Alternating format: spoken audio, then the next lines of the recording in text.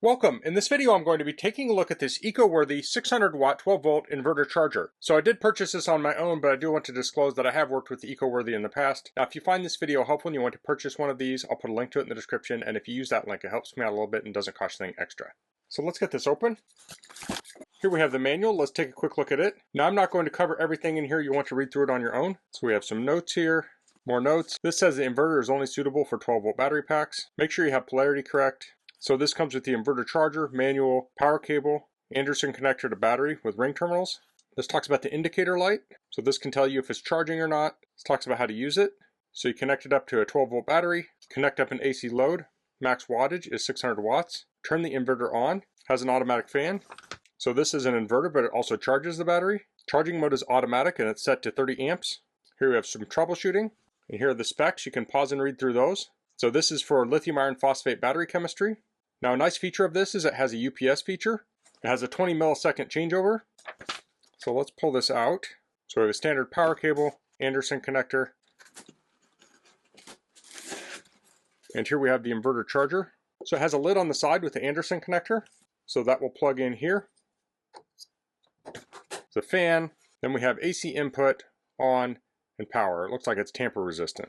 So the reason I bought this is to use it as emergency power supply. So I have this Grunner Power lithium iron phosphate battery. This is 1280 amp hours, and this was provided to me by Grunner Power for a previous video, but they have no association with this video. So with this combination here, you have a setup for a UPS. Now this can provide a very long runtime for certain equipment. One thing to consider though is that this does not have communication like a commercial APC UPS. So if communication is important, this would not be an ideal option. So let me get this connected up.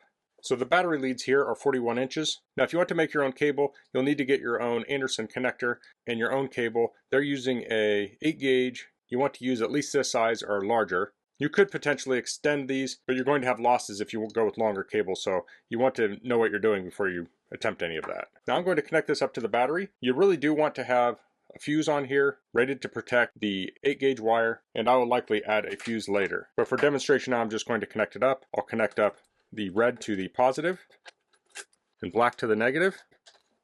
Now you should also torque these down. I'm just going to hand tighten these for now.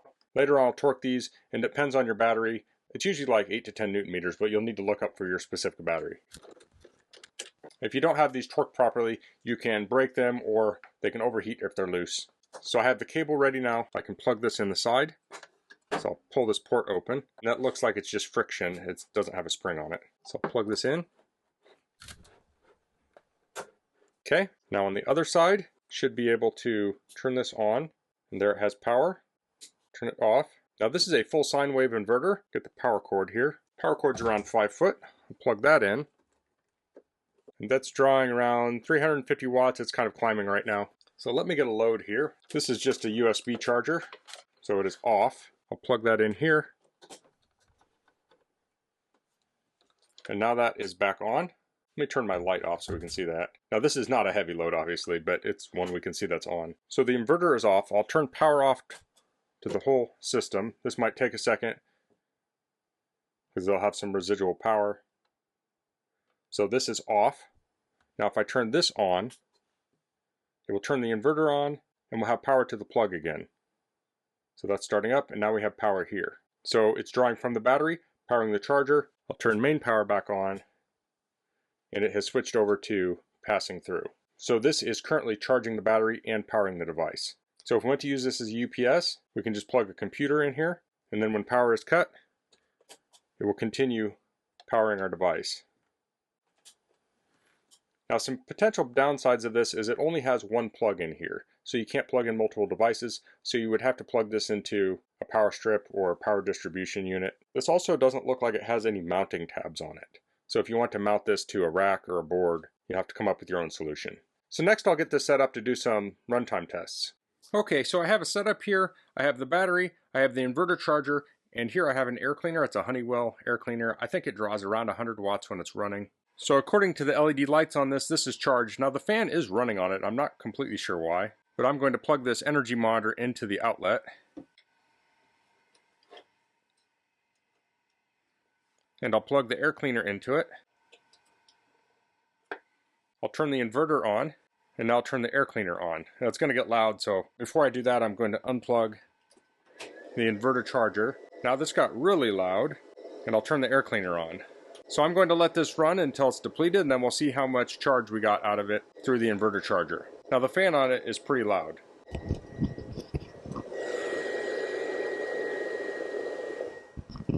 It's less than a minute later and this is quiet again. Okay, so it's the next morning and the air cleaner has shut off, so the battery is depleted. So I'm going to charge this back up. So I'm going to unplug this here so I can pull my monitor out, and I'll plug that into my power, and I'll plug the inverter charger into this. So I'm guessing the fan might start up as this is charging, but this is a 30 amp charger, so it'll probably take a couple hours to charge this, but we'll get the stats after it's done. So I just heard a relay, it clicked, and now we're in charge mode. Okay, so here I have the energy monitor pulled up. So the top chart is showing current consumption, the bottom chart is showing total consumption. We can see there was a little peak here when it started, and then it evened out at about 78 watts. So the output was very steady here. So the runtime on this was 13 hours and 51 minutes. If we look here, we have the current consumption, and this ended up at 1069 watt hours. So the battery is 1280, so we had 84% efficiency. Now this is not scientific equipment, so take all of this with a grain of salt. So 84% is probably pretty typical for an inverter like this. So shortly after I ran this test, I plugged it in to charge it, and I used the same energy monitor. So if we look here, this drew around 588 watts. It's pretty steady. It kind of dips down here a couple times, but it mostly stayed at that until it was charged. It did dip down and dip back up for a short bit, and that ran for 2 hours and 49 minutes. And that used 1630 watt hours, although it's not super distinct right here, so I just picked 1630. So 1630 is about 127% of the 1280. And I'm guessing most people will understand this, but there's not going to be 100% efficiency when you're inverting or when you're charging. But these numbers seem pretty typical. Let me expand this out just a little bit. So this is something to consider here. When we're done charging, it dropped down to its kind of idle state. And the idle state is right around 15, 16 watts. So it's not nothing. So this has a pretty significant standby power draw. So you may not want to have this plugged in all the time. 15, 16 watts may not seem like much, but over time that's really going to add up. Okay, so I'm doing a second test here. I have this DSL modem. Now this is not plugged into internet, but it draws about 5.5 watts.